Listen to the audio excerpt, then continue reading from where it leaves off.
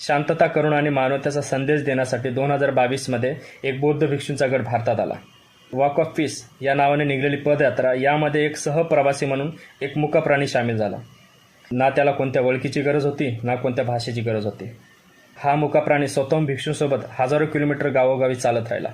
काही दिवसांनी या भिक्षूंनी ह्याला स्वीकार केलं, आपल्या गटामध्ये सामील करून ह्याचं नाव आलोका असं ठेवलं. बौद्ध भिक्षूंसोबत चालण्यासाठी ना कुणी याला आदेश दिला होता, ना कुणी याच्याकडून अपेक्षा केली होती. पण या मुख्य प्राण्याने निष्ठा, प्रेम आणि साथ काय असते हे संपूर्ण जगाला या ठिकाणी दाखवून दिलं. विचार करा, ज्या प्राण्याला आपण मुकाजीव, मुका प्राणी असं म्हणतो, त्याने नातं टिकवण्यासाठी हजारो किलोमीटर त्या बौद्ध भिक्षूंसोबत चालत राहिला.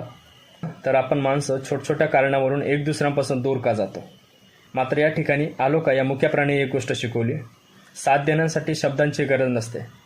मनात करुणा आणि प्रेम असलं की प्रवास आपोआप सुंदर होत जातो. आता या ठिकाणी विचार करा, नातं घट्ट करण्यासाठी एक मुका प्राणी 3000 किलोमीटर चालू शकतो, तर आपण माणसं नाते टिकवण्यासाठी एकमेकांमध्ये संयम आणि प्रेम का ठेवू शकत नाहीत. व्हिडिओच्या माध्यमातून शेवटी एवढंच बोलतो: कधी माणसांना मानवता शिकवण्याचं काम माणसं नाही तर मुके प्राणी करत असतात. जय भीम.